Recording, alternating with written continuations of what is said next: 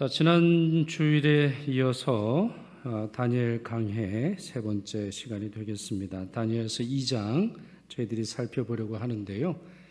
당시 시기가 느부갓네살이 다스린 지 2년째다 이렇게 다니엘서 2장 1절에 되어 있습니다. 그러니까 다니엘의 입장에서는 몇 학년 때 이야기가 될까요?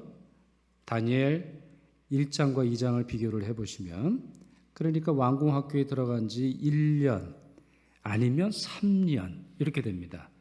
왜 그런지 설명드리기는 쉽지는 않습니다만 기준이 느부갓네살이 공식적으로 왕으로서 등극한 지 2년째니까 아마 학교 2학년이나 아니면 3학년 때 일입니다.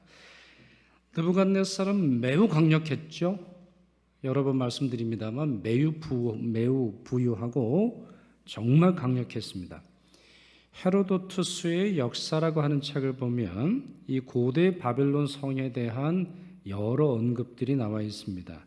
바벨론 성은 광대한 평야 한가운데 우뚝 세워져 있고요. 길이가 한 변이 22.4km, 그러니까 네 면을 합쳐보면 약 90km에 이르는 아주 큰 도성이 되겠습니다. 성 둘러에는 모두 100개의 성문이 있었고요. 모두 그 문이 청동으로 되어 있습니다. 나무 문이 아니에요. 엉성한 문이 아닙니다. 화려함과 그들의 위세를 과시하는 청동으로 되어 있죠.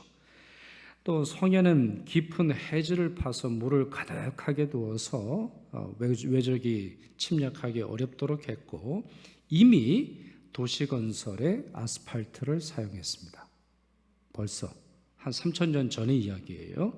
이미 아스팔트를 이용한 것을 볼 수 있고 성벽 위로는 사두마차, 그러니까 4마리의 말이 끌 수 있는 전차가 다니는 그러한 폭이 넓고 강력한 길이 있는 그런 길이 있는 요새를 이루었죠.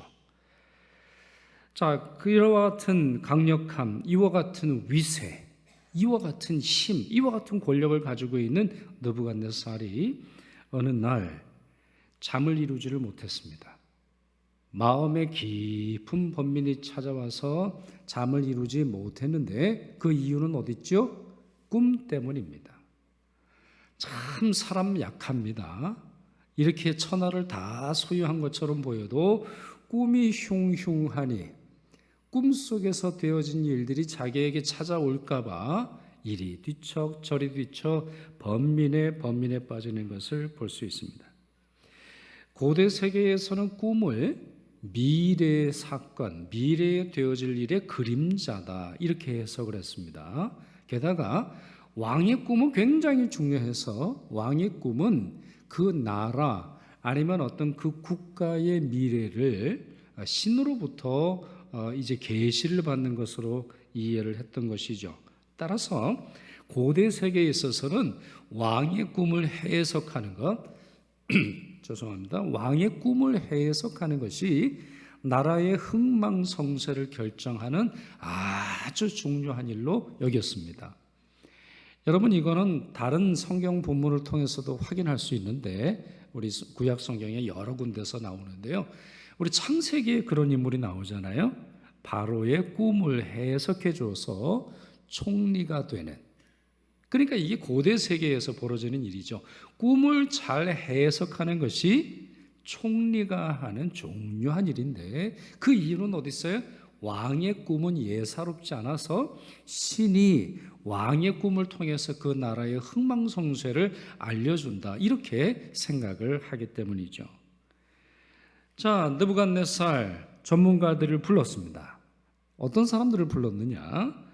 그것이 2절에 나와 있는데 박수, 술객, 점쟁이, 갈대아, 술사 이렇게 되어 있습니다. 다 뭐 하는 사람들이에요? 무당들이에요. 그러니까 이제 고대 세계가 어떻게 통치하는지, 어떻게 정치하는지 이해되시죠? 무당도 불러다 놓고 이제 뭐라 그러나요? 푸다닥거리? 하여튼 그런 하죠. 그런 거를 이제 하려고 불렀는데, 자, 왕과 이 사람들, 그러니까 무당들, 술사들, 점쟁이들 또 점술가들 이런 사람들과의 논쟁이 벌어집니다. 왕이 말하면은 그냥 제깍제깍 그 신하들은 들어야 될 텐데 이 둘 사이에, 왕과 신하들 사이에 엄청난 논쟁이 벌어집니다. 왜냐하면 왕이 느부갓네살이 꿈을 이야기하지 않고 꿈을 해석하라 이렇게 말하기 때문이죠. 자, 이렇게 됩니다. 4절 보시면 왕이여 꿈을 말해주시면 해석하겠습니다. 5절 이 두 가지를 말하지 않으면 너희 몸을 쪼갤 것이고 너희의 집을 거름더미로 만들리라 이렇게 느부갓네살이 말하죠. 7절 꿈 좀 말해주세요. 꿈을 말해주세요. 반복해서 말합니다. 8절 너희들이 시간을 질질 끌고 있구나. 빨리 말해. 이렇게 협박하는 모습이 나옵니다. 자, 그러자 이제 바벨론 학문과 영적 세계에 대한 최고 전문가들, 우리가 볼 때는 다 우상 숭배자들인데 여하튼 당시에 인정받은 최고의 전문가들이 스스로 이렇게 고백합니다. 자, 그 내용이 10절, 11절에 있죠. 같이 한번 읽어볼까요? 세상에는 왕의 그 일을 보일 자가 한 사람도 없으므로 육체와 함께 살지 아니하는 신들 외에는 왕 앞에서 그것을 보일 자가 없나이다. 이렇게 한지라까지 이제 되어 있죠. 이렇게 고백을 하고 있습니다. 그렇습니다. 이들이 매우 정직하게 말하고 있어요. 우리 소크라테스가 그랬다잖아요. 너 자신을 알라. 이게 철학의 기본이듯이 이 사람들이 안 거예요. 아니 이걸 어떻게 우리가 압니까? 우리가 어떻게 합니까? 인간은 무능합니다. 타 종교는 무능합니다. 무당들은 무능합니다. 결정적인 일들에 있어서 우리의 인생에 대해서, 역사에 대해서, 하나님만 하실 수 있는 일들에 대해서 무당들은 아무 능력을 우리에게 보여주지 못합니다. 느부갓네살이 꾼 꿈을 알아맞추고 그 꿈을 통해 개인과 나라의 미래를 알아차리는 일은 인간이 할 수 있는 영역 밖의 일입니다. 자, 이걸 누가 말했다고요? 누가? 이 무당들이 하는 말이에요. 그러니까 무당들도 보면 아주 그 문제가 될 때 보면 솔직하게 말을 하는 거예요. 우린 몰라. 이렇게 이제 말을 한다는 거죠. 자, 그러나 그들의 말은 느부갓네살의 분노를 오히려 촉발시킵니다. 그럴 만도 해요. 12절 보시면 이런 말이 나오는데 왕이 이로 말미암아 진노하고 통분하여 아주 크게 화를 내고 분노를 품으면서 바벨론의 모든 지혜자들을 다 죽이라 명령했어요. 자, 여기서 지혜자들이 누군지 다 이해가 되시죠? 지금 이게 요즘 시대 이야기가 아니라는 거 반복해서 말씀드립니다. 무당들, 점치는 사람들, 하늘의 별자리를 보면서 운세를 알아맞추는 사람들 다 죽여라. 이렇게 명령을 내립니다. 다니엘서 1장에 나오는 것처럼 그는 왕이 된 직후에 똑똑한 아이들을 데려다가 이걸 가르쳤거든요. 바벨론의 학문을 가르치면서 얘네들을 잘 키워가지고 얘네들은 IQ가 높으니까 얘네들은 기억력도 좋으니까 얘네는 언어도 잘하니까 세상에 어떤 누구보다 똑똑하니까 얘네들을 잘 키워가지고 나라가 바벨론이라고 하는 나라가 영원히 되도록 하리라 라는 계획을 세웠는데 지금 뭐라고 말하는 거예요? 왕이시여. 그런 일들은 신들 외에는 육체를 입지 않은 신들 외에는 아무도 알지 못합니다. 이렇게 말하니 왕 입장에서는 흥분하고 화를 낼만 하죠. 자기가 하는 모든 일들이 쓸모없는 헛수고에 지나지 않는다고 하는 사실을 자기가 신뢰하는 사람들을 통해서 듣게 됩니다.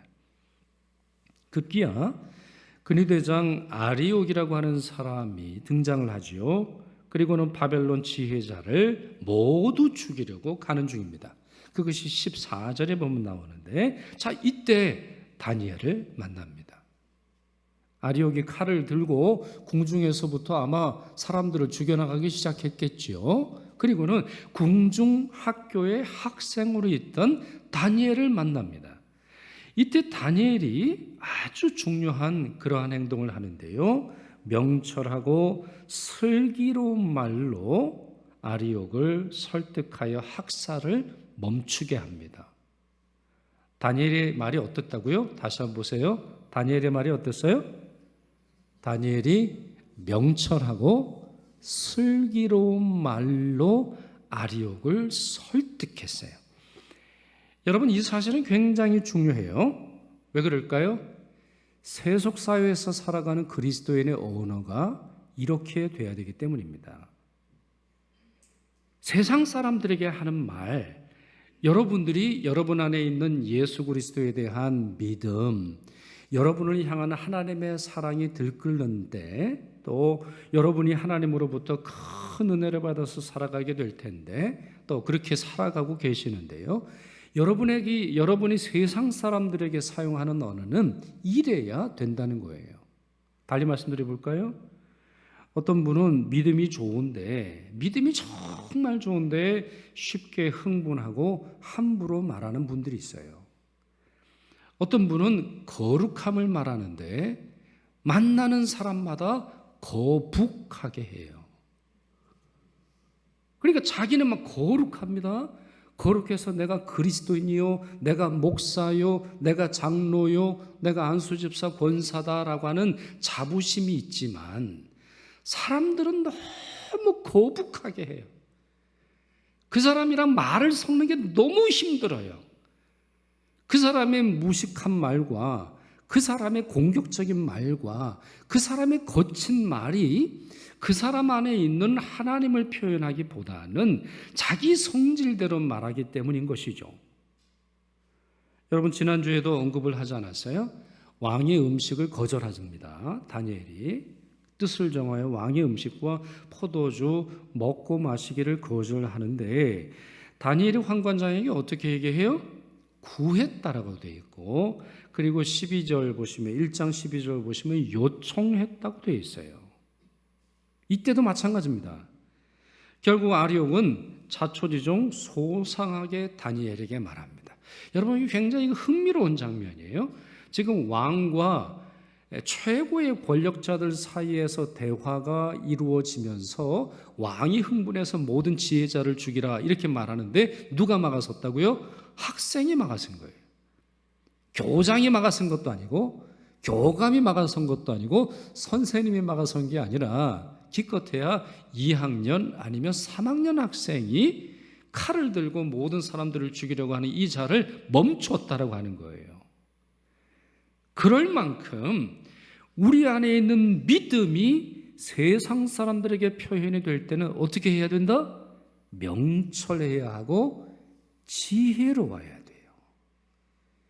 바로 이렇게 될 때에 사람들은 우리 안에 계신 하나님을 느낄 수 있을 뿐만 아니라 우리가 믿는 하나님을 함께 믿고 싶어지는 것이죠. 느부갓네살이 다니엘에게 묻습니다. 자, 이제 다니엘이 왕을 만나게 되는 장면이에요. 느부갓네살이 묻습니다. 내가 꾼 꿈과 그 해석을 다니엘 네가, 이때는 이제 다니엘이 아니죠, 벨드사살이라고 하는 그런 이름으로 바꿨으니까 내가 능히 내게 알게 하겠느냐, 이 질문에 다니엘이 대답합니다. 그 말씀이 30절에 있지요.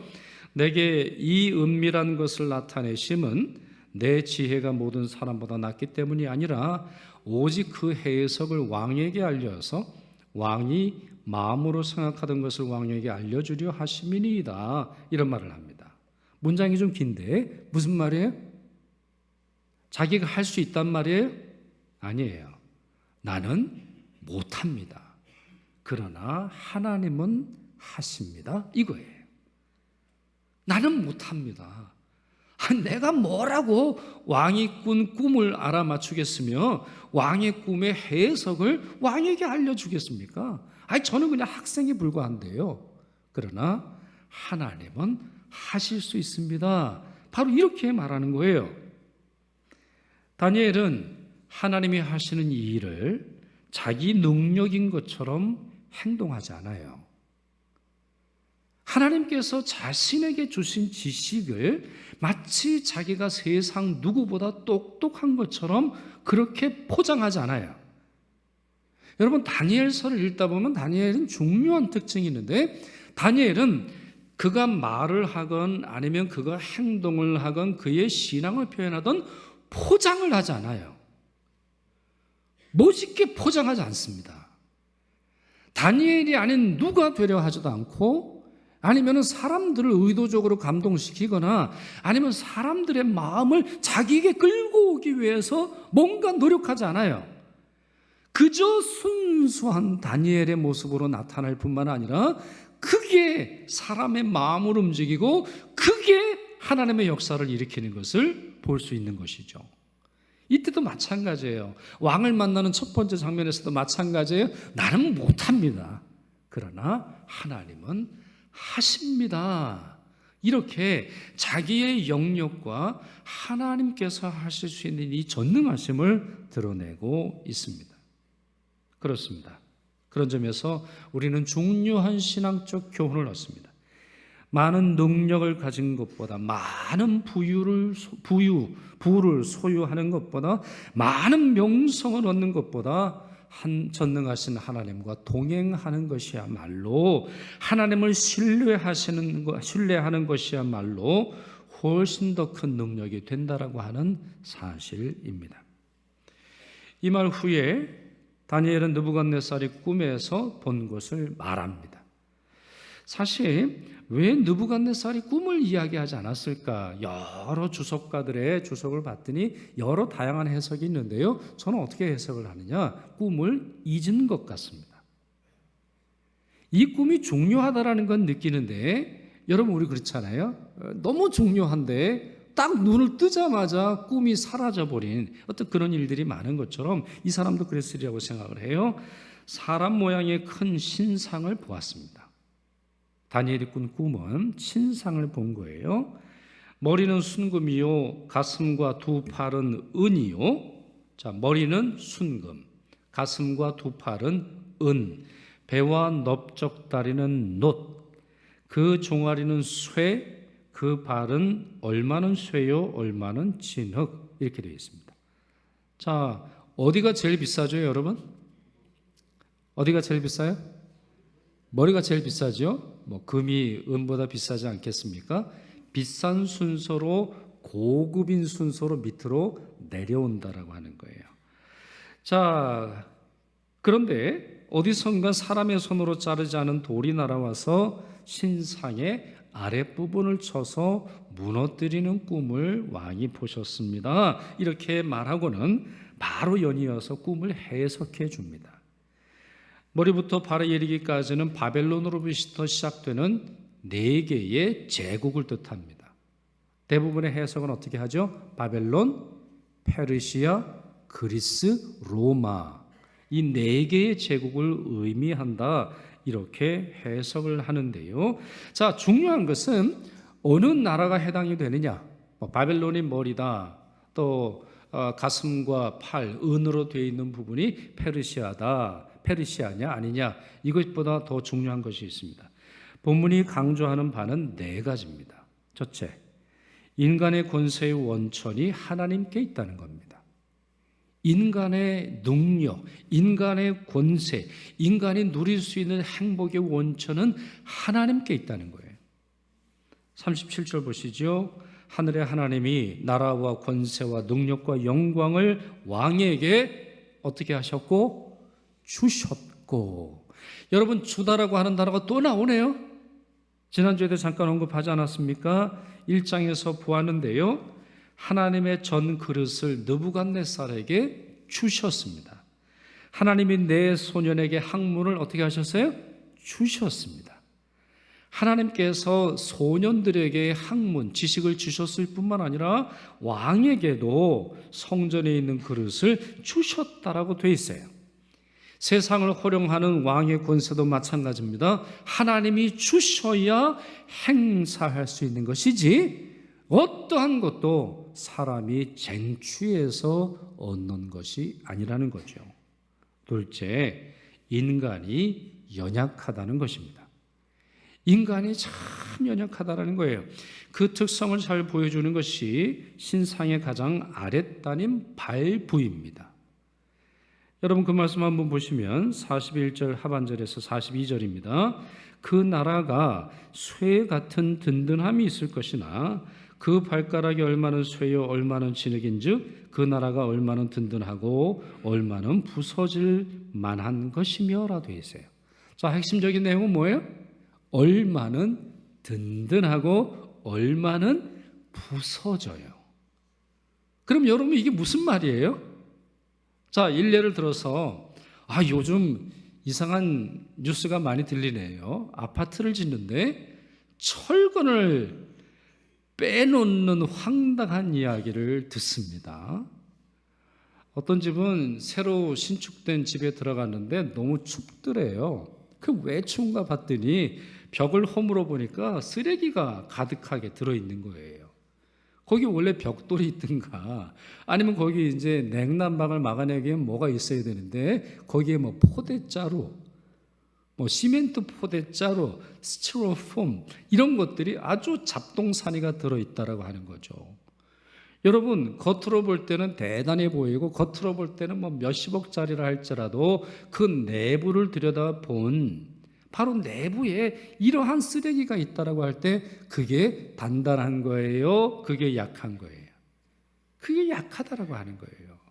그래서 다시 본문을 보시면 지금 발 부분입니다. 신체를 의미할 때도 발이 가장 우리 든든해야 되잖아요. 우리 다리가 튼튼해야 된단 말이죠. 그런데 얼마는 든든하고 얼마는 부서질 만해요. 이게 인간이라는 거예요. 뽐내고 자랑하고 남들 앞에서 참 멋있게 살아가는 것처럼 보이지만 인간의 내면은, 인간의 또 다른 부분은 너무나 쉽게 허물어지는 그러한 본성이 있지 않습니까? 그 본성이 사실은 우리를 만들 때부터 있는 것으로 보입니다. 여러분, 사람은 하나님으로부터 영혼을, 성령을, 어떤 영적인 은혜를 받았을 뿐만 아니라 몸의 재질은 뭐죠? 몸은 흙으로 만들어졌어요.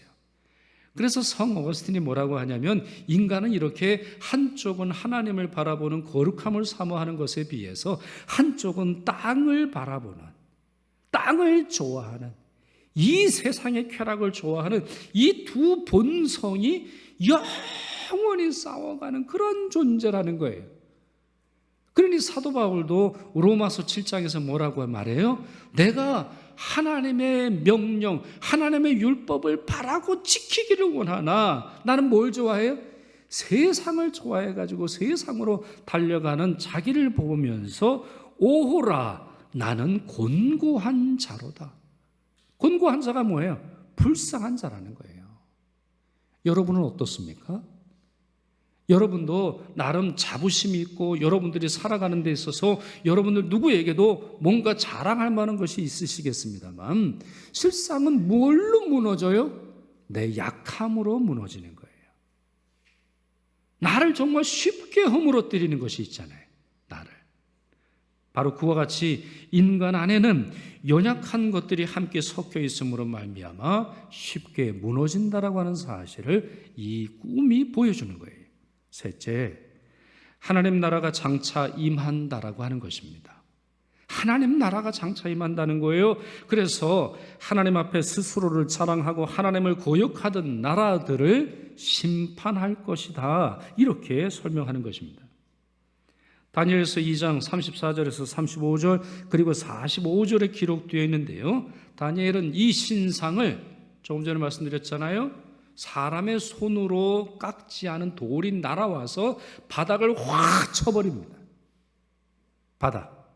그러니까 철과 진흙이 섞여 있는 그 부분을 때림으로 말미암아 무너진다는 거예요. 여기에 강조점은 손대지 아니한 돌이에요. 손대지 아니한 돌.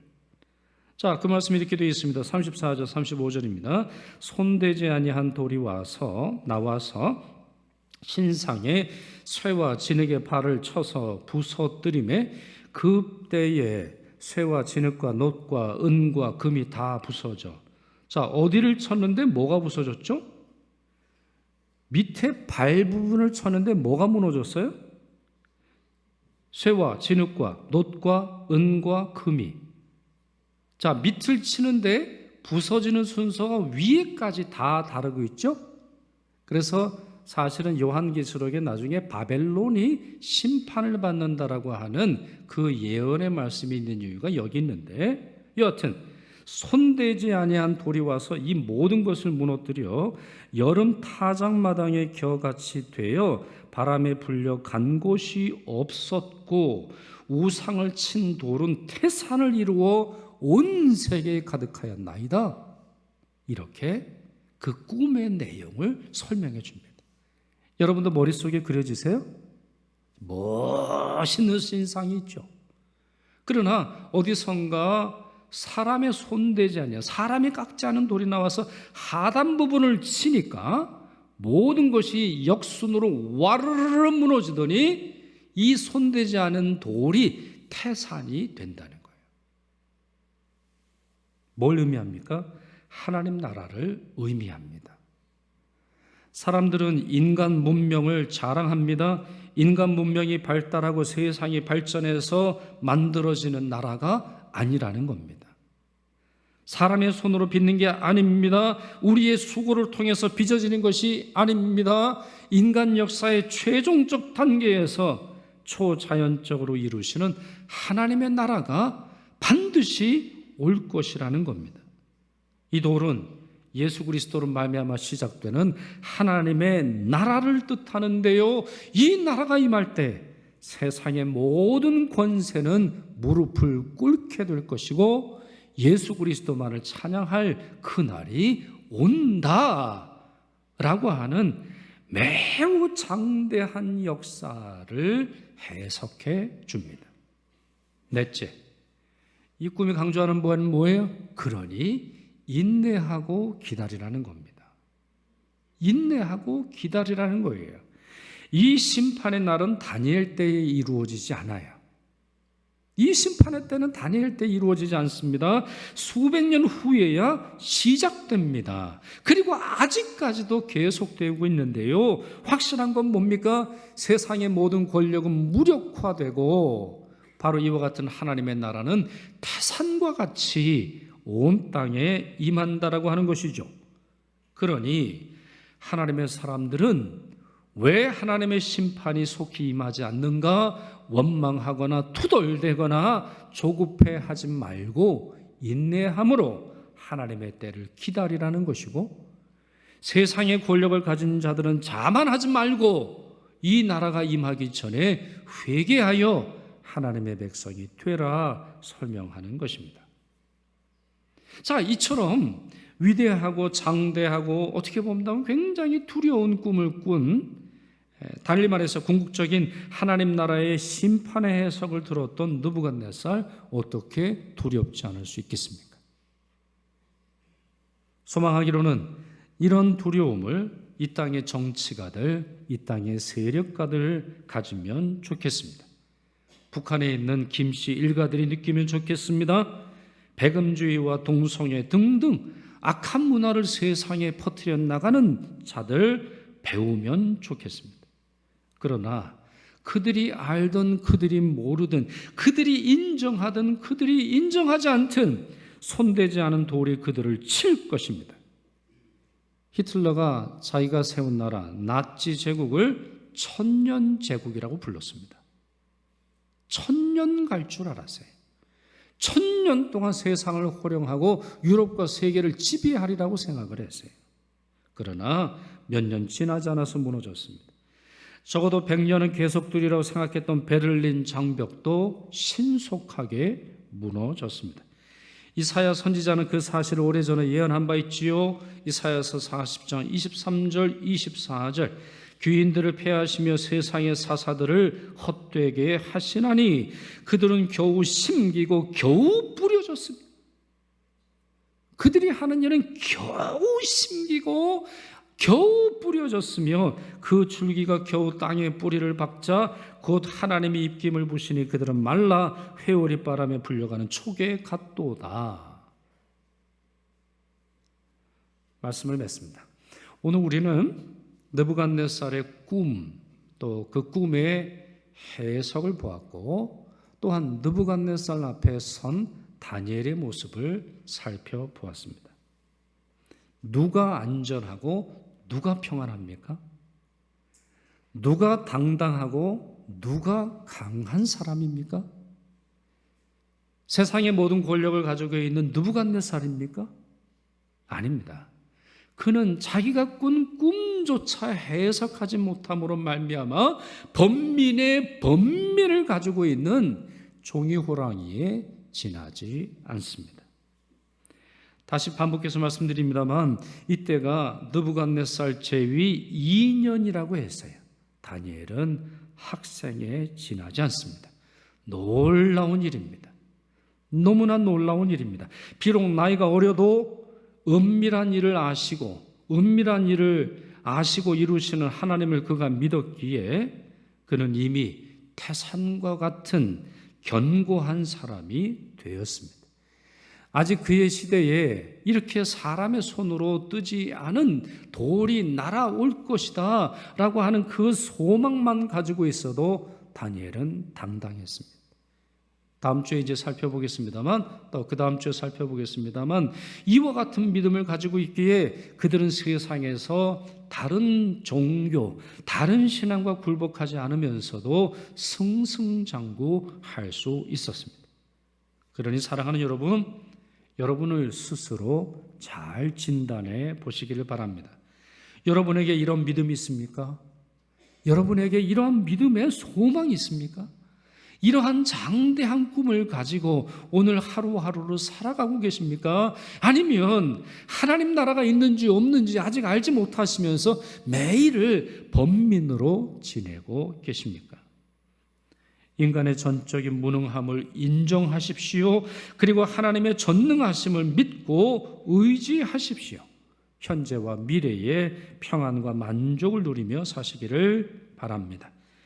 무엇보다 우리 아이들, 우리 청년들이 이런 믿음에 견고히 서기를 바라고, 또한 이런 믿음을 가지고 있는 성도를 오늘부터 시작을 해서 일꾼으로 선출하는 우리 교회되어 하나님 나라의 칭찬 듣는 응암교회 되기를 축원합니다.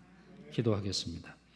전능하신 주님, 오늘도 주님 앞에 나와 성경 말씀 들으며 그 뜻을 생각하게 하시니 감사드립니다. 저희 모두 우리의 무능함을 인정하고 하나님의 전능하심을 신뢰하는 참 성도로 살게 하옵시며, 세상의 권력자들이 하나님과 국민들을 두려워하고 실력과 정직과 공평으로 책임을 다하도록 도와주옵소서. 우리 주 예수 그리스도의 이름으로 기도드리옵나이다. 아멘.